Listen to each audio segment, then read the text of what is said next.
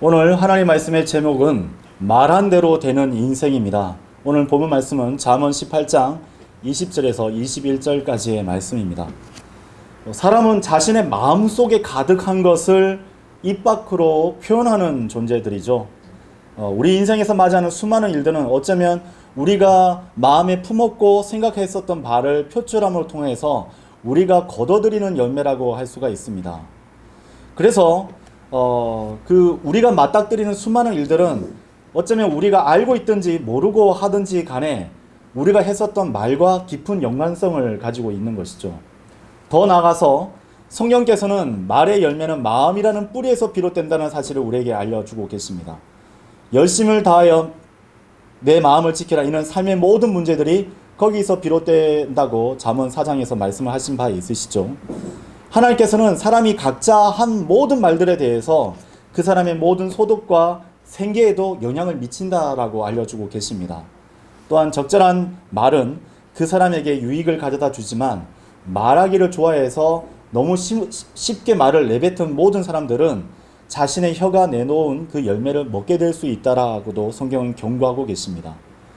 에스더를 여러분 떠올려 보실 수 있습니까? 그녀의 말로 수천 명의 유대인들이 생명을 구했습니다. 소경 바디메오는 일평생 마음에 원했던 것을 주 예수 그리스도를 만나 뵙게 되었을 때에 간구 드림으로 통하여 그 입술로 그가 구하는 것을 얻었습니다. 이와 반대로 여러분 삽비라를 생각할 수 있을까요? 그녀는 자신의 거짓된 입술과 함께 운명을 달리했습니다. 역사를 뒤돌아보건대 아돌프 히틀러의 그 강교한 혀를 통해서 선동당했던 독일의 국민들은 2차 세계대전을 일으켰던 주범 가운데 동조를 했었던 것이죠. 칼 마르크스는 어떻습니까? 그가 주창했었던 공산주의를 받아들였었던 러시아 국민들은 지금까지 차디찬 추위 가운데 내던져지고 말았던 것입니다. 마틴 루터 킹의 감언 이설에 속은 수많은 흑인들은 폭동을 일으키고 정부에 대항했죠.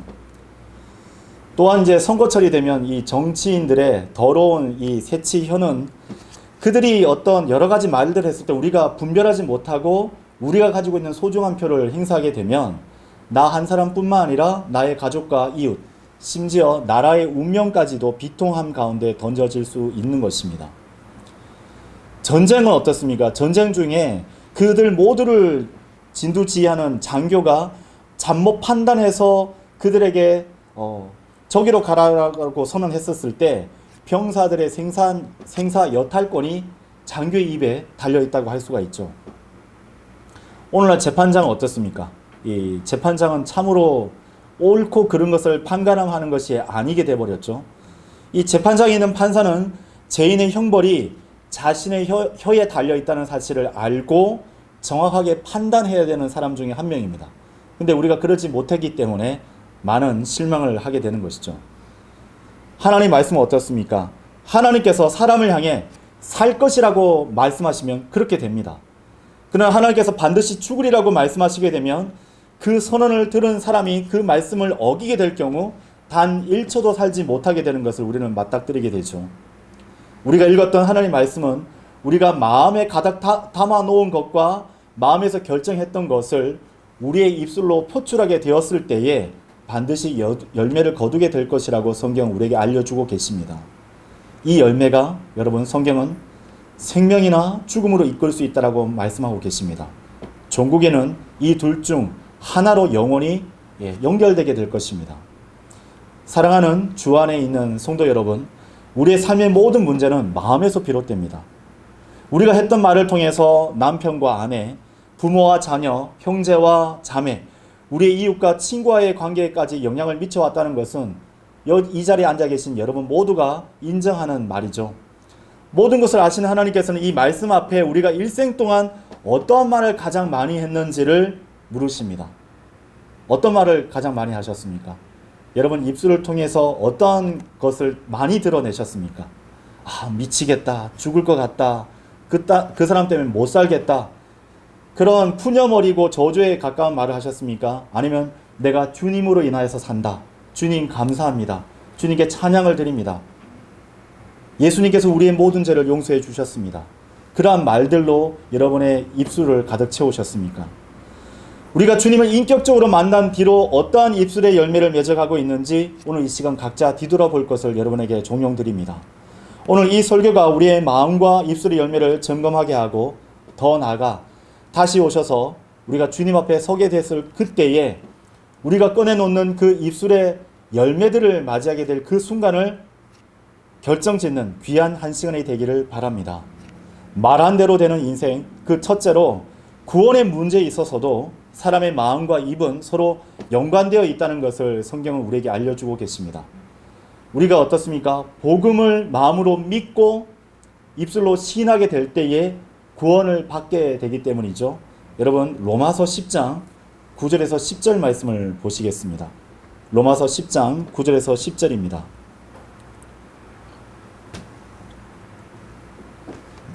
내가 만일 너의 입으로 주 예수를 시인하고 하나님께서 그분을 죽은 자들로부터 살리신 것을 너의 마음속에 믿는다면 너는 구원을 받으리라. 이는 사람이 마음으로 믿어 의에 이르고 입으로 시인하여 구원에 이르기 되기 때문이라고 성경은 말씀하고 계십니다. 사람이 눈으로 보고 입 밖으로 내뱉은 그런 말들로 인해서 얼마나 많은 죄들을 저지르게 됩니까? 성경은 주 예수님과 그 보혈의 공로를 마음으로 믿고 자신의 입으로 시인하면 구원을 받게 된다라고 말씀하고 계십니다. 성경 로마서 10장 9절에서 10절에 따라 본인이 하나님 앞에 죄인의 사실을 인정해야 됩니다. 그리고 어린아이와 같은 마음으로 예수님께서 나를 구원해 주실 수 있는 유일한 구세주 곧 하나님이시라는 것을 믿어야 합니다. 예수님께서 모든 죄인들의 죄 문제를 해결하시기 위해 나 대신하여서 십자가에 피 흘려 죽으시고 장사되셨다가 부활하신 그 사실을 믿고 입으로 고백하면 그 즉시로 구원을 받는 것입니다.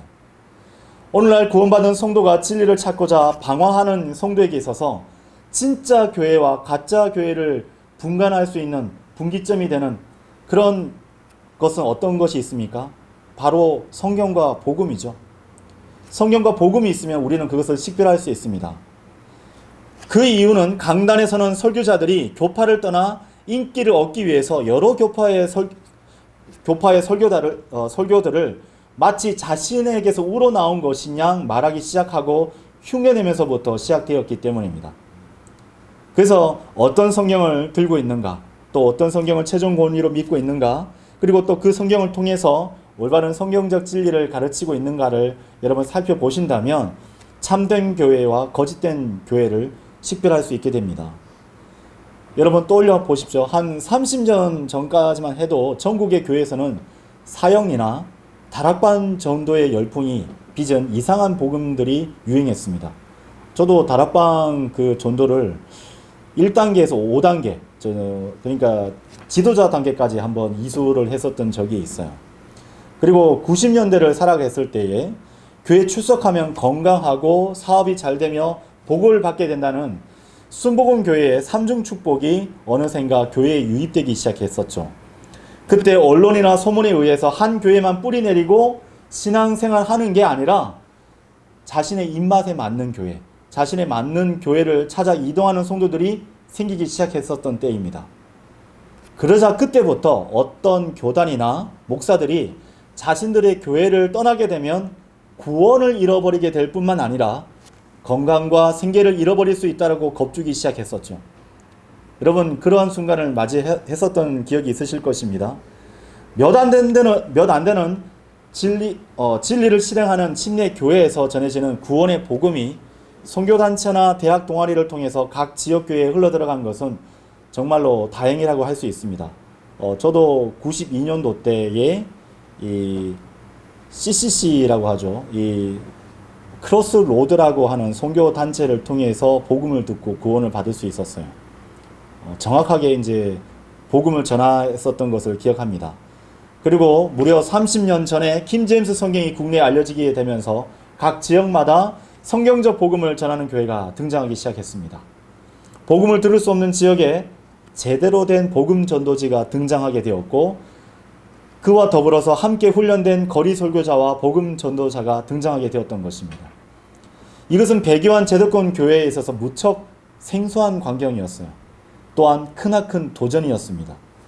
일부 교회들에서는 교단 차원의 이단 정제로 자신들의 교인들의 눈과 마음을 단속하게 되었고, 일부 교회는 그 배포되었었던 전도지를 보고 야 이거 괜찮네 라고 해서 받아들여서 자신들의 어떤 복음 전도지로 삼아서 다시 배포하는 그런 일들이 벌어졌죠.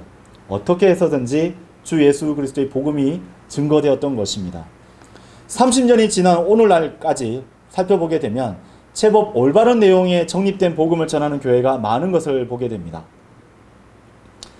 정말 이것은 하나님의 크신 은혜죠. 하나님께서는 복음의 열정이 있는 거리 설교자와 구령자들을 통해 각 지역마다 어둠과 심판 아래에 놓여있는 수많은 혼들을 구령할 수 있도록 역사해 주셨던 것입니다.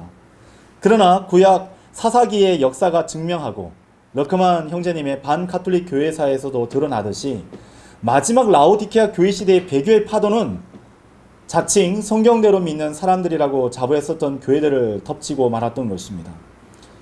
성경대로 믿는 교회의 설교자가 성경적 구원론에서 벗어나서 이단 교리를 말하기 시작했었던 것입니다. 그럼에도 불구하고 그것을 듣고 있는 이들 중에서는 그것이 틀렸다라고 식별할 수 있는 성경교사나 성도는 단 한 사람도 없게 되었던 것이죠. 여러분 한번 생각해 보십시오. 은혜의 복음을 마음으로 믿고 입술로 시인해서 구원을 받은 사람이 성령의 열매, 그들이 얘기하는 기준의 어떤 행동의 기준 자체가 제시되지 못했다고 해서 구원받지 못한 사람들로 정죄받는다면 이것이 행위 구원을 주장하는 자들과 하등 무엇이 다르겠습니까? 그들이 비평해서 자신들의 우월함을 자랑하던 칼빈주의와 비교하더라도 그들이 얘기했었던 성경적 복음과 차이가 없다면 과연 제도권 교회와 심지어 하나님 앞에서 뭐라고 변명할 수 있겠습니까? 이 모순된 주장을 처리하지 못한다면 거리 설교와 구령해서 영접 초청을 했었던 혼의 숫자를 매주 오후 예배 때 보고를 하면서 자신들을 하나님보다 드높이는 것을 멈춰야 합니다. 그들에게 또 다른 문제점이 있죠. 자신들이 배교했다는 것에 대한 명백한 증거가 있음에도 불구하고 그들이 우상화했었던 그 목회자를 계속해서 추대하고 또 성도들에게 있어서 위대한 목회자였다라고 자랑하는 것에 대한 모든 부분들, 그것에 대해서 뭐라고 변명할 수 있겠습니까? 반카톨릭 교회사를 집대성했었던 피터 러크만 목사님은 역사상 그 어떤 영적 운동도 다음과 같은 과정을 벗어날 수 없었다라고 우리에게 알려주고 계시죠. 바로 사람, 운동, 문화, 그리고 기념비가 그것입니다. 사람은 복음을 전파하는 것이고, 운동은 가르치는 것이고, 문화는 특유의 말과 행동 양식을 가르치는 것이며, 기념비는 결국 배교를 의미하는 것입니다. 미국의 모든 교회와 학교 역시 이 네 단계 가운데 하나의 단계에 속해 있다고 할 수 있습니다. 그들은 어떤 특정한 신앙 고백이 있죠. 그리고 창설자가 있습니다. 그리고 수많은 그들을 따르는 창설자를 따르던 추종하는 사람들의 숫자, 그리고 수입 명성들이 바로 그것입니다. 어떤 영적 지도자를 따르고 우상화 작업을 하고 있는 중이거나 어떤 운동을 강의하고 있거나 아니면 어떤 특정 문화를 가르치고 있거나 아니면 이미 관광객들의 능욕거리가 되었거나 아니면 호사가들의 흠거리가 되어서 입에서 입으로 구전되고 있거나 어쩌면 그중 하나에 불과할 것입니다. 하나님께서 그것이 더 이상 영과 진리 안에서 경배해드릴 수 없다라고 선언해 버리셨기 때문입니다. 분명히 하나님께서 바른 성경을 주셨죠. 그런데 바른 성경에 대한 기준은 오늘날 무엇입니까? 바로 영어 킹제임스 성경이죠. 영어 킹제임스 성경에 대한 정확한 번역의 원칙에 따라서 영어 킹제임스 성경대로 신구약을 번역했다면 여러분 그건 참으로 귀한 성경일 것이에요. 그럼에도 불구하고 그것이 배교한 제도권 교회와 또 이 변개된 그 헬라어 신약 그 영어 단어 사전을 통해서 그것을 토대로 신구약을 번역했다면 아무리 영어 킹제임스 성경에서 번역했다라고 주창한다고 할지라도 여러분 그것은 하나님의 성경이 아닐 수밖에 없는 것입니다. 그래서 하나님께서는 이미 진작에 성경대로 믿는 사람들이라는 그 타이틀을 과감하게 떼어버리고 말하셨던 것입니다. 심지어 이들은 제도권 교회와 똑같이 배교한 교회에 실망해서 성별한 성도들을 향해서 이렇게 말하고 있죠. 교회 파괴자, 마귀의 자식들, 그런 사람, 그런 타이틀을 부과해서 멍에를 씌우고 처음부터 구원받지 않는 사람들이라고 말했습니다. 과연 그리스도의 심판석에서 그들은 뭐라고 해명하려고 하는 것입니까? 이들보다 먼저 성별하는 자를 처음부터 구원받지 않는 자여 구원을 잃어버렸다라고 먼저 주창했었던 곳이 있습니다. 여러분 어딘지 알고 계십니까? 바로 음란한 창녀의 교회 로마 카톨릭입니다. 교황은 일찍이 성경적 교리와 실행을 가르치고 전파했었던 우리의 믿음의 선배들, 성경대로 믿고 가르쳤었던 그리스도인들을 저주하고 죽이기까지 했었죠. 근데 차마 오늘날 이 현대의 교회들은 그렇게 할 수 없죠. 그렇게 하면 엄청난 오명을 받게 되고 사람들이 이탈하게 될 것이며, 그 교회를 신축하기 위해서 수많은 비용들을 필요로 할 터인데 성도들이 떠나버리면 어떻게 돼요? 그럴 수 없으니까 그런 짓은 감히 하지 못하니까 강단에 서서 저주를 퍼붓고 있는 것입니다. 교황은 자신의 어머니 교회를 떠나면 모두가 다 저주를 받고 지옥에 갈 자라고 말했습니다. 그들은 자신들이 가진 성경을 회중들이 읽지 못하도록 소유했고 그것을 통제했죠. 그래서 우리가 떠올리고 있는 그 교회는 어떻습니까? 자신들에게서 떠나면 그 성경을 쓰지 말라라고 공공연하게 얘기했습니다. 그런 고난이 과연 어디에 있습니까? 근데 보세요. 교황이 예전에 그렇게 주창했었던 것이 그 말 그대로 그 성경을 편찬했었던, 번역했었던 사람이 얘기하고 있고 그것을 승계받았던 사람이 똑같이 얘기하고 있는 것입니다. 모든 교황들은 성경대로 믿는 그리스도인들을 죽일 때 이렇게 주장했습니다. 한번 들어보세요. 방카톨릭 교회사에 있는 내용입니다. 그리스도의 신부인 교회는 결코 범접할 수 없는 신성하고 정숙한 존재이다.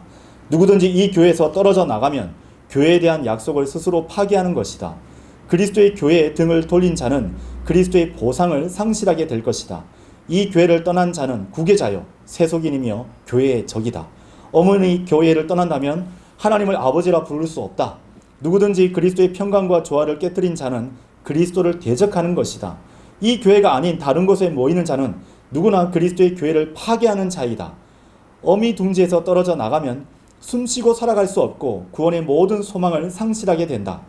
이 교회에서 스스로 분리되어 나간 자들은 그리스도의 통일체를 이간했다는 그 한 가지 죄만으로 저주를 받고 생명을 잃어야 할 것이다. 하나님의 진노가 그들의 머리 위에 있을 것이다. 어떤 특정 교회가 날마다 주일 때마다 선포하고 있는 강단에서 외치는 말과 메시지가 왜 이렇게 중첩되는 것일까요? 왜 이렇게 DNA가 똑같은 것일까요? 하나님께서 선언하신 복음과 구원의 영원한 보장을 뒤집어 엎어버리는 것이 과연 성령의 일이겠습니까? 아니면 악한 영으로부터 온 일일까요? 구원받고 성별한 성도를 정죄하고 기만하며 저주를 퍼붓는 것은 예수님으로부터 온 것일까요? 아니면 마귀로부터 온 일일까요? 참된 교회에서 발견되어야 할 가장 중요한 교리 중 하나가 구원의 영원한 보장에 대한 교리이죠. 그것이 본인의 입장과 이익에 반한 일이 있다고 해서 성경적 해석을 저버린다면 그 교회를 장악하고 있는 것은 다름 아닌 마귀일 것입니다. 한편에서는 하나님께 영광을 돌리라. 또 한편에서는 이 사람은 처음부터 구원받지 못한 마귀의 자식이다. 한 입에서 축복과 저주, 참말과 거짓이 같이 나온다는 것은 바로 마귀의 자식들이 가진 뱀의 갈라진 혀인 것입니다. 여러분 야고보서 3장 10절에서 16절의 말씀을 함께 보시겠습니다. 야고보서 3장 10절에서 16절입니다. 동일한 입에서 찬양과 저주가 나오는도다. 나의 형제들아, 이런 것들은 응당 그렇게 되어서는 아니 되느니라. 샘터가 같은 곳에서 단물과 쓴물을 내보내느냐? 나의 형제들아, 무화과 나무가 올리브 가시들을 맺을 수 있겠느냐? 또는 포도나무가 무화과들을 맺을 수 있겠느냐? 그와 같이 짠물과 민물을 둘 다 낼 수 있는 원천은 없느니라. 불가능한 것이에요. 만일 그러한 일이 있다면 정말 구원받지 못했거나 아니면 마귀가 장악했거나 둘 중 하나일 것입니다. 너희 가운데 지식으로 갖추어진 지혜로운 사람이 누구냐? 그는 선한 생활 방식에서 나오는 자기 행위들을 지혜의 온유함과 함께 보일지니라. 제가 계속 연거푸, 사실은 이제 구원파에 계신 분들이 계속 질의하기 때문에 제가 겉사람 대 속사람, 그 다음에 옛사람과 이제 새사람에 대한 부분들을 강의하고 설교를 하고 있죠. 근데 성경에서 생활 방식이란 단어가 나오면 여러분 이것은 거듭난 속사람, 곧 새사람의 생활 방식과 직결되는 단어인 것을 여러분 보시고 연계해서 살펴볼 필요가 있는 것입니다. 14절 그러나 만일 너희가 너희의 마음속에 신랄한 시기와 분쟁을 지니고 있다면 자랑하지 말고 진리를 거슬러 거짓말하지 말라. 성경에서 보세요. 시기와 분쟁이 나오면 이건 겉사람, 곧 옛사람, 즉 육신적인 성도, 그리스도 예수 안에 있는 갓난 아기들에게 해당되는 말입니다. 시기, 분쟁, 분열은 바로 육신적인 성도들의 전형적인 열매들이죠. 그래서 그것을 결코 입 밖에서 내밀어서는 안 됩니다. 주님 안에서 성장을 해야 되는 것이죠. 15절 이러한 지혜는, 그러니까 그러한 말들로 통해서 분쟁하고 저주받았다라고 그리스도 예수께서 자랑되고 우리의 연약함들이 드러나며 하나님의 존귀와 영광과 감사와 찬양이 선포될 그 자리에서 어떤 사람들의 이름이 명명되어지고 저주와 비방이 쏟아진다면 여러분 그것은 위로부터 내려오는 것이 아니요 오히려 땅에 속하고 유욕적이며 마귀적인 것이라. 이는 시기와 분쟁이 있는 곳에는 혼란과 온갖 악한 행위가 있기 때문이라. 이름에도 불구하고 여러분 분별하실 수 없습니까? 이름에도 불구하고 여러분 식별하기에 불가능하신가요? 더 많은 말씀이 제시되어야만 자신이 있는 곳이 마귀가 점유한 곳인지 아니면 성령님으로 충만한 곳인지를 여러분 분간하실 수 있겠습니까? 암흑시대 종교재판소에서는 하나님께 영광을 돌리자라고 외치면서 이단이라 고발된 성경대로 믿는 그리스도인들을 악독하게 고문해서 신앙을 부인하게 하는 마귀의 사람들이 있었습니다. 마귀적인 위선자들은 항상 위선적 축복의 말을 입에 달고 다니면서 정체를 가리우지만 시간이 지나면 지날수록 스스로의 정체를 드러내고 있죠. 그들은 성경대로 믿는 그리스도인을 이단 정죄하며 저주했습니다. 한참 전이었죠. 그렇게 교회를 나갔던 사람들에게 교회 파괴자, 처음부터 구원받지 못한 사람을 얘기하면서 코로나에 걸리고 문둥병이 걸려야 된다라고 저주했었던. 근데 안타깝게도 그분이 제일 먼저 본인의 자녀를 통해서 코로나에 걸리시고 그 질환이 심해지셔서 소천하고 말았죠. 참 안타까운 일이 벌어졌었던 것입니다. 입술로 할렐루야, 샬롬을 습관적으로 되뇌이면서 그리스도인을 저주하는 자들은 과거에 있었던 종교재판관이나 바리새인과 같은 위선자일 뿐입니다. 그래서 성경대로 믿는 교회라고 왔는데 영적 바리새인들을 봤다라고 실망하면서 떠났던 성도들이 얼마나 많은가요? 분명한 것은 이 마지막 라오디케아 교회 시대에는 하나님의 참된 신약 교회를 자처했으나 바른 성경에 대한 최종 권위와 믿음의 정절을 지키지 못하게 되어서 배교로 끝나버리게 되는 교회가 있었다는 사실은 우리에게 큰 경각심을 준다는 사실입니다. 그래서 여러분 서 있는 줄로 자만하지 마십시오. 우리는 어느 때라도 넘어질 수 있습니다. 그래서 우리가 거듭나게 되었을 때 우리의 어떤 지식, 경험, 능력들 그런 것을 바라보면서 가슴을 이렇게 드러내면서 자만하시면 안 됩니다. 오히려 나 자신 안에 있는 연약함을 보셔야 돼요. 나 자신에 있는 연약함을 보게 되었을 때에 과연 내가 하나님을 섬길 수 있겠는가? 비천한 내가 감히 차마 얼굴을 들어서 거룩하신 하나님을 볼 수 있겠는가 했을 때에 그때 우리는 주 예수 그리스도를 보게 되는 것입니다. 우리 연약함을 호소하게 되었을 때에 우리를 강건케 해주시는 예수 그리스도의 권능을 맛보아 알 수 있게 되는 것입니다. 우리 각자는 올바른 구원의 복음을 정립해야 돼요.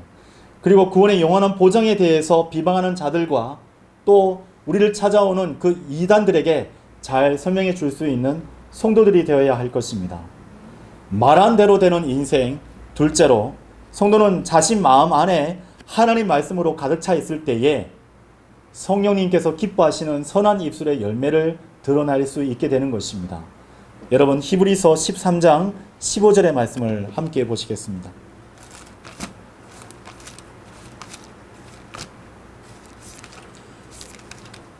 히브리서 13장 15절입니다.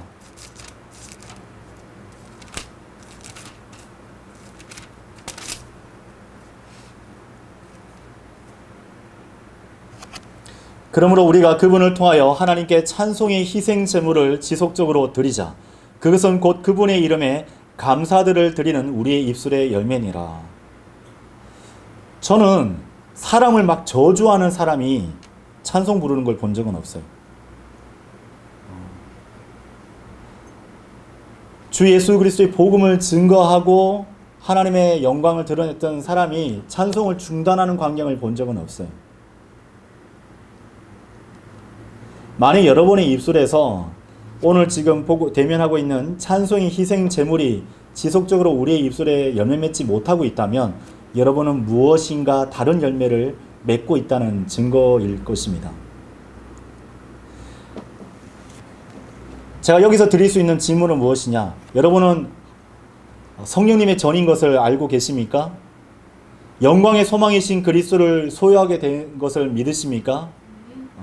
그렇다면 왜 날마다 주님을 찬양하지 않고 심지어 주 예수 그리스도에 대해서 증거하기를 주저하고 계시는 것이죠? 성령님께서 어떤 사람 안에 영원한 생명으로 솟아오르는 샘물로 계신다면 그 성도는 자기 구주에 대해서 마음에 가득한 것을 그 입이 말한다는 이 말씀 그대로 항상 주님을 찬송하고 증거해야 되지 않겠습니까? 이것이 왜 자신이 그리스도의 복음과 진리를 전하지 못한지에 대한 해답이 될 것입니다.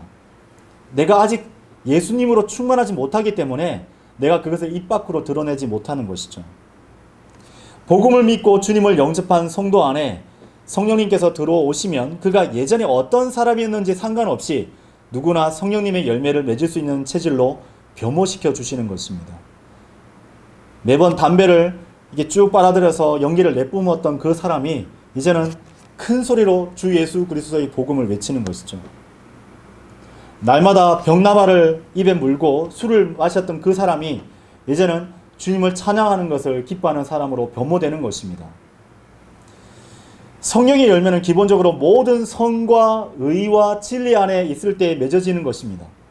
육신대로 살고자 하는 그 성도는 성령님께서 약속해 주신 온전함에 이르는 열매를 맺지 못하고 영적 성장이 정체된 상태에 머물러 있게 되는 것이에요. 그래서 이 영적 성장이 정체되어 있는 육신적인 성도들이 가장 많이 하는 것이 무엇이냐? 종교적인 의로 자신을 가리우는 것입니다. 잘 차려진 옷, 그 다음에 잘 넘긴 머리, 예쁘게 차려 입고 화장도 하고 나온 그런 형제와 자매들을 보게 될 때에 신앙의 연륜이 어떻게 되었든지 간에 그 사람 안에 성령님의 열매를 맺지 못한 것에 대해서 감추고자 했을 때 어떻게 하느냐? 종교적인 의, 오랫동안 보고 스스로 터득했었던 종교적인 의를 표출하게 되는 것입니다. 그리고 우리가 그래서 그 사람들과 교제하게 되었을 때에 확인하게 되는 열매 없음으로 인하여서 얼마나 많이 실망하고 상처를 받고 있는 것이죠. 왜 그 성도 안에 그러한 부분들이 일어나느냐? 성경은 명쾌하게 답을 주고 있죠. 그 성도의 마음이 이 세상의 염려와 재물들의 가득한 속임수가 마음의 성장을 저지하고 있어서 열매를 맺지 못하고 있다라고 성경 우리에게 알려주고 계시는 것입니다. 그 성도가 세상 문화와 편리함을 많이 받아들이면 드릴수록 더 많은 염려를 창출하게 되는 것이죠. 여러분, 성경을 많이 보고 계십니까? 아니면 휴대폰을 더 많이 보고 계십니까? 물론 휴대폰이나 노트북을 통해서 소비재로 인스타그램이라든지 유튜브 상에 나와 있는 짧은 영상들을 그냥 생각 없이 스크롤을 막 이렇게 올리면서 시간 보다 보면 1시간, 2시간 가는 줄 모르고 보게 되죠. 눈 깜빡거림도 없을 정도로 봐서 어느샌가 눈이 붉게 충혈되어 있는 자기 자신을 발견하게 됩니다. 만약 그 휴대폰이 하나님 말씀을 읽고 또 그것을 기록하고 있는 메모장 역할을 한다면 더할 나위 없이 더 귀하게 사용받을 수 있게 되겠죠. 어느 쪽에 시간을 더 많이 두고 있느냐? 여러분, 그것을 뒤돌아보실 필요가 있는 것입니다. 왜 부모와 아이들 간에 불화가 있고 배우자 간에 어떤 불화가 계속적으로 연이어서 계속 발생되는 것이죠? 우리가 어느 쪽에 시간을 많이 두고 있는지에 따라서 결정되게 되는 것입니다. 왜냐하면 우리가 그것을 점점 들여다보면 볼수록 이 세상 염려가 내 마음을 가득 채우게 되고 결국은 내가 하나님께서 기뻐하시는 성도로서 성장할 수 없게 되는 것이죠. 또한 성도가 재물의 많고 적음에 따라서 마음이 흔들리고 가지고자 하는 욕심이 들어오는 것을 막지 못하게 됐을 때에 하나님에 대한 감사보다는 불평이 그 마음 가운데 자리 잡게 되는 것입니다. 그래서 TV 채널을 켰을 때 여러분 홈쇼핑 보시면 안 됩니다. 어느샌가 그것을 꼭 가지고 말겠다라고 마음을 먹게 되죠. 그것은 창세기 3장 1절에서 6절에 나오는 사탄의 전략과 다를 바 없습니다. 제한 시간 얼마 남지 않았습니다. 보십시오. 어떤 재고가 재고가 여러 가지가 있는데 해당 재고가 다 이렇게 품절됐습니다. 완판됐어요 라고 막 얘기하면서 빨리 서두르셔야 됩니다. 이 구성은 오늘밖에 없습니다 라고 막 얘기를 해요. 그러면 어느샌가 제가 휴대폰을 들고 전화를 하고 있는 자신을 발견하게 되죠. 여러분, 말씀과 기도에 전념하는 시간을 무조건 가지셔야 돼요. 매우 단순합니다. 내가 그리스도 예수 안에서 성장하려면 어떻게 되는가? 말씀과 기도에 전념하면 돼요. 특히나 내가 중보기도하는 시간을 얼마만큼 가지고 있는가? 그것이 내가 영적으로 성장하고 있는지 아닌지에 대한 판가름이 되는 것입니다. 나의 모든 고민과 염려, 여러분 주님께 던지셔야 됩니다. 그분께서 손 쓰셔야 될 정도로 나한테서 거리가 멀리 떨어질 수 있도록 던지셔야 돼요. 힘껏 던지십시오. 베드로전서 5장 7절은 이렇게 말씀하십니다. 너의 모든 염려를 그분께 던지라. 이는 그분께서 너희를 돌보시기 때문이라. 가져가려고 살며시 내려놓는 게 아닙니다. 지금 여러분 옆자리에 어떤 가방이나 어떤 그런 부분들 있으시죠? 그것처럼 가져가기 위해서 내려놓은 것처럼 오늘 말씀이 선포되는 이 자리에서 여러분 옆에 내려놓지 마십시오. 주님께 던지셔야 됩니다. 사도 바울은 이렇게 말했습니다. 아무 일에도 염려로 가득 차지 말라. 다만 매사에 기도와 간구로 감사들 드리면서 너의 요청들이 하나님께 알려지게 하라. 그러면 모든 지각을 초월하는 하나님의 평안이 그리스도 예수를 통하여 너의 마음과 생각을 지키시리라. 빌립보서 4장 6절에서 7절의 말씀입니다. 우리가 그동안 하나님 대신에 자신과 재물을 신뢰해왔던 죄를 회개하고 돌이켜야 합니다. 그 죄가 여전히 있다면 여러분 하나님과 어떠한 친교도 나눌 수도 없고 영적으로 성장할 수도 없어요. 재물은 그동안 우리가 믿음에서 떠나 그것을 얻기 위해 많은 슬픔들로 우리의 마음을 찔렀던 주범들이에요. 왜 한숨 짓게 만드는 그 근심과 내 마음을 짓누르는 염려가 있는지요? 바로 그 재물 때문에 그렇습니다. 내가 재물을 더 신뢰하고 계속 의존하게 되면 여러분은 하나님께서 어떠한 성장도 얻게 되는 것입니다. 재물은 우리에게 안정과 편리함을 제공할 것처럼 약속합니다. 내 이 정도 곡간을 쌓아두면 나는 안전해. 하지만 성경은 그 재물이 파멸과 멸망 속에 잠기게 한다라고 경고하고 계시죠. 또한 잠언에서는 재물들이 스스로 날개들을 만들어서 독수리가 하늘들을 향해서 날아가 버린다라고 말씀하고 계십니다. 우리는 하나님의 뜻에 따라서 여러분 풍족을 누릴 줄도 알아야 되고 또한 배부름에 처할 줄도 알아야 되지만 또 한편으로는 배고픔에 처할 줄도 알고 궁핍함 가운데 있을 줄도 알아야 됩니다. 이것이 빌립보서 4장 12절의 교훈이에요. 또한 성도는 그동안 주님을 사랑하는 마음을 짓누르고 있었던 가장 큰 원인이 다른 일들에 대한 자신의 욕심 때문이 아니었는지도 점검해 봐야 합니다. 성경은 이것을 세상의 쾌락이라고 불러요. 근데 여러분 이것을 심지어 교회 안에서도 이것을 하려고 하는 사람들이 있어요. 자신의 욕심을 교회 안에서 관철시키려고 합니다. 교회 재정이 있는 걸 갖다 뚜렷이 알게 됐으니까 내가 그것을 구매해가지고 교회에다 청구를 하면 교회에서 그것을 줘요. 개척교회에서 그런 일들이 많죠. 저 자매, 저 형제님은 저렇게 열심히 하는 거구나. 교회에서는 정당하게 자매님 그렇게 하시면 안 됩니다. 형제님 그렇게 하시는 게 아니라 구매를 요청을 하시고 영수증을 하시면 그 대금에 대해서는 지불해 드리겠습니다. 보통 대부분 그렇게 하잖아요.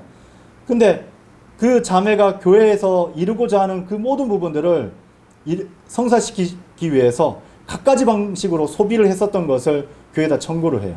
그래서 교회에다가 짐을 하나가득 쌓아 놓습니다. 그렇게 해서는 안 됩니다. 그래서 수많은 사람들이 하나님을 사랑하는 자들로 처음에 시작했다가 되려 쾌락들을 더욱 사랑하는 자로 발견되고 있다라고 디모데후서 4장 1절에서 4절을 통해서 우리에게 경고를 하고 있는 것입니다. 내 안에 어떤 쾌락이 있습니까? 어떤 즐거움이 있나요? 내가 주 예수 그리스도를 알리고 한 사람의 혼을 쟁취하는 것으로 인해서 즐거움이 있어야 되는 것이지, 내가 하나님께 감사와 찬양을 올려드리는 그 입술의 열매를 발견했을 때에 내가 즐거움이 있어야 되는 것이지, 다른 무엇인가로 성경에서 이것이 죄라고, 믿음에서 나지 않는 것은 모든 것이 죄라고 알려주신 그 범위를 벗어난 그 일련의 모든 일들을 바라보게 됐음에도 불구하고 그것을 강행하고 있다면 결단코 여러분 하나님께서 기뻐하지 않는다는 사실을 기억하셔야 됩니다. 여러분의 자신의 마음에 TV, 라디오, 잡지, 대중가요, 더러운 농담과 더러운 그림, 스마트폰으로 통해서 어떤 것들을 소비하고 있다면 결국은 하나님께서 기뻐하시는 것이 아닌 잘못된 것들을 거두게 될 것입니다. 사랑하는 성도 여러분, 우리의 대적이 우리의 마음을 장악하고 입술의 열매뿐만 아니라 건강, 기쁨, 구원에 대한 확신, 간증, 그리스도의 심판석에서 받게 될 보상, 그리고 심지어 육체의 생명까지도 빼앗아 가도록 가만히 방치해서는 안 될 것입니다. 그 대적은 우리의 구원을 앗아갈 수 없어요. 그 대적은 하나님께서 예비하신 그 저택, 곧 새 예루살렘에 대해서 강탈할 수는 없습니다. 하지만 수많은 것들을 약탈해 갈 수 있다는 사실을 기억하실 필요가 있어요. 오늘 이 말씀을 듣기 이전에 여러분은 성령님께 여러 번 마음을 준비할 수 있도록 내어드렸습니까? 저는 여러 번 반복해서 그렇게 기도를 드렸어요. 대표 기도도 그렇게 했습니다. 아무리 비옥한 토지라 할지라도 먼저 쟁기질하고 그루터기와 잡석들을 제거하는 일련의 과정이 없다면 그 한 해 농사는 망칠 수밖에 없게 되는 것이죠. 우리가 말씀을 들었을 뿐만 아니라 말씀을 받아서 우리의 마음과 그 믿음이 결합하도록 섞일 수 있도록 하는 올바른 반응한 사람이 되기를 하나님께서 원하시는 것이에요. 사도 바울은 데살로니가에 있는 성도들에게 이렇게 말했습니다. 이런 까닭에 우리가 또한 하나님께 끊임없이 감사하노라. 이는 너희가 우리에게서 들은 하나님의 말씀을 너희가 받아들였을 때 너희가 그 말씀을 사람들의 말로 받아들이지 아니하였고 그 말씀이 진리 안에 있는 것 같이 오직 하나님의 말씀으로 받아들였기 때문이라. 그 말씀이 또한 믿는 너희 안에서 효과적으로 역사하느니라. 데살로니가 전서 2장 13절의 말씀입니다. 마음이 가득한 것을 그 입이 말한다는 원리로 볼 때에 우리가 닥치고 있는 모든 문제는 우리의 구주와 성경에 대한 공개적으로 찬송하고 이야기할 정도로 하나님을 사랑하지 않는 데에서 비롯된 것입니다. 얼마만큼 옆에 있는 아내에게, 남편에게, 가족에게 예수님을 사랑한다고 고백하셨습니까? 우리의 이웃과 친구들에게 얼마만큼 예수님을 사랑한다고 고백하셨습니까? 우리가 예수님을 시인한 것만큼 아버지 하나님과 천사들은 알게 되는 것이에요. 우리는 그동안 이 세상의 염려와 재물의 속임수와 세상이 주는 쾌락을 받아들임으로 통해서 복되신 구주이신 주 예수 그리스도와 진리를 스스로 부끄럽다고 자인해버리는 그러한 삶을 살아왔던 것입니다. 내가 그처럼 세상으로부터 환영받기를 원했고 또 그 속에서 즐거움을 추구해왔다면 사랑하는 성도 여러분, 우리가 화해하고 사랑하려는 이 그 세상이 우리의 구주이신 주 예수 그리스도를 십자가에 처형해 버렸었던 바로 그 세상이라는 사실을 알고 돌이키셔야만 합니다. 그리고 그들이 어린 양의 피로써 그리고 그들이 증언하는 말로써 그를 이겼도다. 또한 그들은 죽음에 이르기까지 자신들의 생명들을 사랑하지 아니하였도다. 계시록 12장 11절의 말씀입니다. 이제 성령님을 통해 죄에 대해 피 흘리기까지 맞서 싸우는 것을 여러분 배우십시오. 우리의 구주께서 기뻐하실 만한 일들을 넘치게 수행하고 그것에 대한 수확물로 오늘 이 예배의 제단을 가득 채우십시오. 우리의 삶에 주님을 향한 찬송이 흘러나오도록 우리의 모든 생각과 마음을 온전히 주님께 집중하는 우리 성도들이 되기를 바랍니다. 말한 대로 되는 인생, 성도가 자신의 마음과 입술의 열매를 잘 관리해야 되는 그 마지막 이유는 무엇입니까? 그 세 번째로 하나님 앞에서 자신이 행한 일에 대해 자신의 입으로 모든 것을 해명할 때를 맞이하게 될 것이라고 성경이 우리에게 가르쳐 주고 있기 때문입니다. 예수님께서는 제자들에게 다음과 같이 말씀하셨습니다.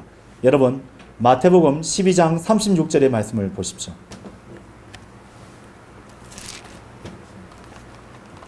마태복음 12장 36절입니다.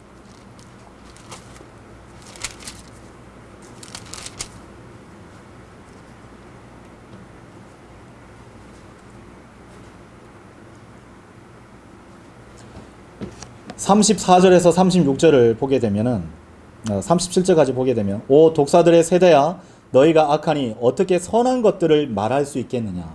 우리가 앞서 얘기했었던 영적 바리새인들 또한 그렇죠.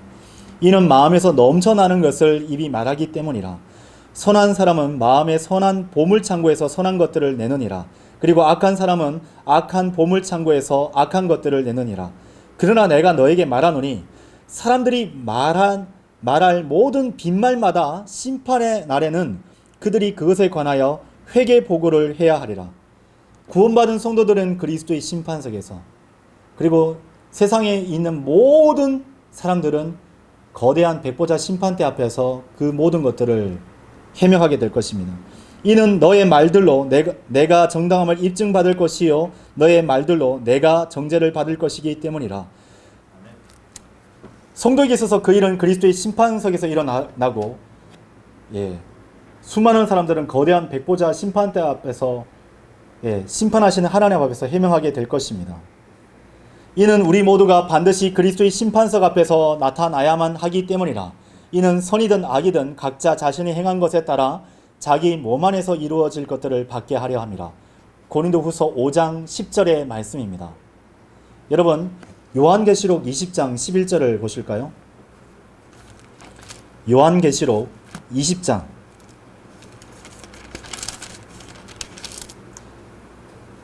11절에서 15절을 보십시오. 그리고 내가 거대한 백보자와 그 위에 앉으신 분을 보았는데 그 분의 면전에서 땅과 하늘이 달아나 버렸더라. 그래야 그것들을 위한 장소가 전혀 발견되지 아니하였더라. 그리고 나서 내가 죽은 자들이 작은 자, 큰 자 할 것 없이 하나님 앞에 서 있는 것을 보았는데 책들이 펼쳐져 있더라. 여기에 다 기록되어 있죠. 그리고 다른 책이 펼쳐져 있는데 그것은 생명책이라. 그리하여 죽은 자들이 자신들의 행위들에 따라 책들 안에 기록된 그것들대로 심판을 받았더라. 그리고 바다가 그 안에 있는 죽은 자들을 내어주었고 사망과 지옥도 그것들 안에 있는 죽은 자들을 넘겨주었더라. 그러자 그들 각인이 자신들의 행위들에 따라 심판을 받았더라. 그리고 사망과 지옥도 불의 호수 속에 던져졌더라. 이것이 둘째 사망이라. 그리고 누구든지 생명책 안에 기록된 것이 발견되지 않는 자는 불의 호수 속에 던져졌더라. 우리가 이렇게 살펴본 대로 우리 각 사람이 하나님께 자신에 관해 설명하는 것을 피할 수 없는 일이라고 로마서 14장 12절은 말씀하고 계십니다. 심판과 관련해서 살펴볼 수 있는 또 다른 말씀은 바로 성경이 사람에 대해서 뭐라고 비유하고 있죠? 나무로 비유하고 있다는 사실입니다. 마가복음 8장 24절을 보게 되면 한 눈먼 사람이 그를 치유하신 주님께서 무엇이 보이냐고 말씀하게 되었을 때에 그 눈멀었다가 치유된 사람이 서서히 시력을 되찾으면서 이렇게 대답하는 것을 볼 수가 있어요. 이에 그가 올려다보며 말씀드리기를 나무들 같은 사람들이 걷고 있는 것을 제가 보나이다 하였더라. 또한 성경은 이사야서 1장 30절 또 64장 6절을 통해서 사람이 나무처럼 죽고 또 부활하게 될 것이라고 우리에게 가르쳐주고 계시죠. 또한 주님께서는 사람들은 나무들처럼 선한 것이든 악한 것이든 열매를 맺는다라고 알려주고 계십니다. 여러분, 마태복음 7장 16절을 보십시오.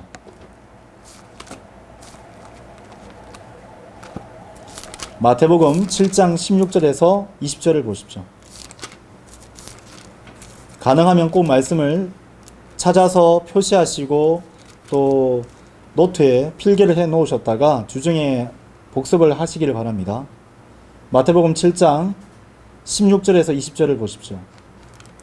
너희는 그들의 열매들로 그들을 알리라. 사람들이 가시나무들에서 포도들을 거두거나 엉겅퀴들에서 무화과를 거두느냐? 바로 이와 같이 모든 좋은 나무는 저마다 좋은 열매를 내느니라. 그러나 변질된 나무는 나쁜 열매를 내느니라. 그 일련의 사람들은 본인들이 바른 성경을 들고 있고 성경적 교리를 가르치고 거리에서 복음을 외치고 있다라고 해서 자, 열매를 보라고 얘기합니다.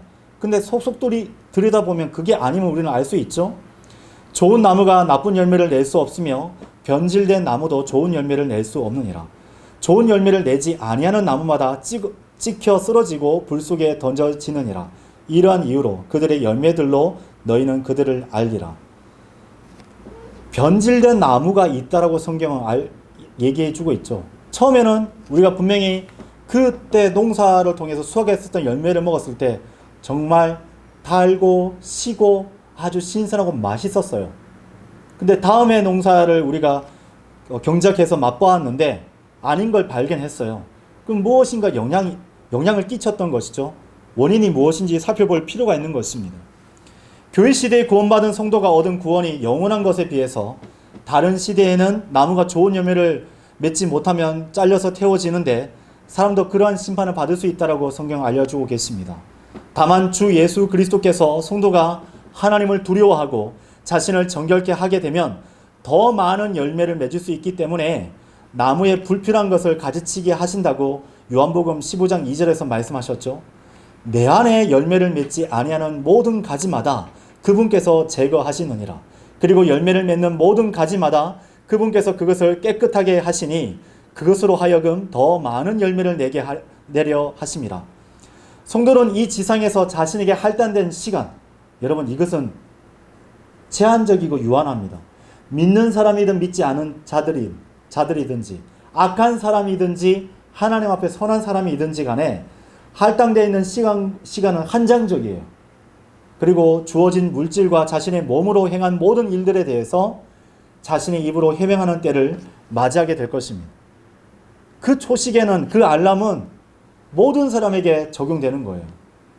누가복음 6장 46절에서 우리는 성경에서 나오는 질문들 가운데서 가장 위대한 질문과 마주서게 됩니다. 그런데 어찌하여 너희는 나를 주여 주여 하고 부르면서 내가 말하는 것들을 실행하지 아니하느냐? 이때 예수님께서 말씀하셨습니다. 너희가 나를 사랑한다면 나의 명령들을 지키라. 요한복음 14장 15절의 말씀이죠. 사도 야고보는 이렇게 썼습니다. 야고보서 1장 22절에서 이는 만일 누군가 말씀을 듣는 자가 되고 실행하는 자가 되지 않으면 그는 자신의 본래 얼굴을 유리거울로 보고 있는 사람과 같기 때문이라고 말하였습니다. 우리가 복음을 믿을 때 성령님께서 우리 안에 예수 그리스도의 기초를 깊게 파서 놓으셨어요. 만약 이 기초를 다시 파내어 세상과 마귀의 육신이 주는 다른 무언가로 기초를 삼아 쌓아가고 있다면 누가복음 6장 49절의 경고를 여러분 깊이 새기셔야 됩니다. 그러나 듣고 실행하지 아니하는 자는 아무런 기초 없이 땅 위에 집을 건축한 사람과 같으니라. 그 집을 거슬러 물살이 격렬하게 부딪혔을 때 그것은 즉시 무너졌느니라. 그런즉 그 집의 파괴됨이 심히 컸느니라. 그래서 이 말씀이 자신에게 해당되는지를 유념할 필요가 있는 것입니다. 거듭나서 구원의 영원한 보장을 받은 성도에게 있어서 파괴됨은 무엇이죠? 구원을 상실하게 되는 것입니까? 아닙니다. 그리스도의 심판석에서 보상을 잃어버리게 된다는 것을 의미하는 것이고 더 나아가서 죽음으로 이 지상 생애가 끝나는 것을 의미할 수 있게 되는 것입니다. 예수 그리스도의 기초 위에 하나님의 말씀을 신실하게 수행한 성도들은 천년 왕국에서 주님과 함께 다스리게 되는 복을 누리게 될 것입니다. 계시록 20장 6절에서 여러분은 첫째 부활에 참여하는 자가 될 것이고 복되고 거룩하다는 말씀 앞에 서게 될 것이에요. 그리고 둘째 사망이 우리를 다스릴 권능을 발휘하지 못하게 되는 것을 두 눈으로 목도하게 될 것이고 우리가 하나님의 천사들과 그리스도의 제사장이 되게 될 것이며 주님과 함께 천년 동안 통치하는 복을 누리게 될 것입니다. 사도 바울은 이것을 상속이라고 불렀어요. 표준 킹 제임스 성경은 상속이라고 번역했습니다. 어떤 성경처럼 유업이라고 얘기하지 않았어요. 유업이라고 하게 되면요, 아버지가 갖고 있어요. 아들인 제가 그냥 그것을 거저받아요. 난 아무것도 안 했어요. 그냥 아들의 신분으로 아버지가 그것을 물려주게 되면 받는 거예요. 무조건 받는 걸로 되어 있죠. 근데 표준 킹제임스 성경은 이것을 상속이라고 했습니다. 상속은 자격이 되는 사람이 받을 수 있는 거예요. 무슨 말이냐? 자격이 안 되면 못 받을 수도 있다는 거예요. 그게 고린도전서 6장 9절, 갈라디아서 5장 21절에 나와 있죠. 우리가 예수 그리스도와 함께 고난에 동참하게 된다면 약속하신 상속 재산을 얻게 된다고 성경 우리에게 알려주고 있습니다. 그래서 여러분 영어 킹제임스 성경에서 제대로 번역하는 것이 매우 필요로 하죠. 우리 가운데 천년왕국에서 이름만 귀족인 채로 살아가는 사람으로 발견되는 경우는 없어야 할 것입니다. 주님께서는 우리에게 열매를, 더 많은 열매를, 더 풍성한 열매를 원하고 계십니다. 씨 뿌린 자의 비유에서도 30배, 60배, 그리고 100배의 결실로 말씀하셨죠. 파운드의 비유에서도 첫 번째 종은 그 한 파운드로 10파운드로 불렸습니다. 두 번째 종은 5파운드를 불렸어요. 그들은 각각 10개의 도시와 5개의 도시를 다스릴 고난을 받았습니다. 그런데 세 번째 종을 기억하십니까? 그는 2파운드를 벌어왔어야 할 텐데도 불구하고 그러지도 못했어요. 세 번째 종은 주인이 위탁한 그 한 파운드를 전혀 사용하지 않았고 그것을 작은 수건에 사서 주인이 올 때까지 간직하고 있었어요. 그가 주인의 명령에 불순종한 것에 대해서 뭐라고 변명했습니까? 당신은 엄하신 분이시기 때문에 이렇게 했다라고 얘기했죠. 그때 주님께서 이렇게 말씀하셨습니다. 그러자 그가 그에게 이같이 말하였느니라. 너 사악한 종아, 너 자신의 입에서 나온 것으로 내가 너에게 판단하겠노라. 너 자신의 입에서 나온 것으로 내가 너를 판단하겠노라. 너무나 두려운 말씀이에요. 이 종들의 주인은 그 종을 그 자신들이 말했던 것으로 심판하겠다라고 선언하셨던 것입니다. 주인은 종이 주인에 대해서 했던 말에 대해서 한 가지도 부인하지 않았어요. 네가 했던 말로 내가 심판하겠다. 그렇다면 어찌 너는 내가 올 때 내가 이자와 함께 나의 소유를 요구하도록 나의 돈을 은행에 두지 아니하였느냐? 차라리 다른 사람에게 맡겨서 그 일을 할 수 있도록 하지 않았냐라고 주님께서 물으셨던 거예요. 이것은 어찌 보면 지역교회 내에서 섬기는 것, 지역교회 내에서 그 성도와 목자를 위해서 중보 기도하는 것과 깊은 연관성이 있습니다. 제가 묻겠습니다. 여러분 구원 받으셨습니까? 네. 구원에 대한 확신이 있으시죠? 네. 그러면 자신의 은사는 무엇입니까? 이것에 대해서 확실히 알고 계시는 분 계신가요? 잘 모르시죠? 하나님께서 한 파운드를 맡기셨잖아요. 그거 어디 있으세요? 잘 모르시면 어떻게 해야 됩니까? 나의 몸, 내게 주어진 시간, 내게 허락하신 그 복에 따라서 포용한 범위 내에 있는 물질, 그것을 주님께 한번 드려보세요. 드린 것만큼 여러분 안에 있는 달란트, 즉 주님께서 주셨던 그 선물, 그 은사가 무엇인지를 하나님께서 일깨워 주실 것입니다. 그것으로 드리게 됐을 때에 5파운드, 10파운드 이상을 주님께 벌어서 드릴 수 있는 여러분이 되게 될 것입니다. 그리스도의 심판석 앞에 서게 되었을 때 우리는 이러한 말로 주님께 변명해서는 안 됩니다. 주님은 엄한 분이시기에 제가 이렇게 했습니다. 만약 여러분 그렇게 얘기했다면 주님께서는 이렇게 말씀하실 것입니다. 너 사악한 종아, 너 자신의 입에서 나온 것으로 내가 너를 판단하겠노라. 우리 가운데 이러한 성도가 없기를 바랍니다.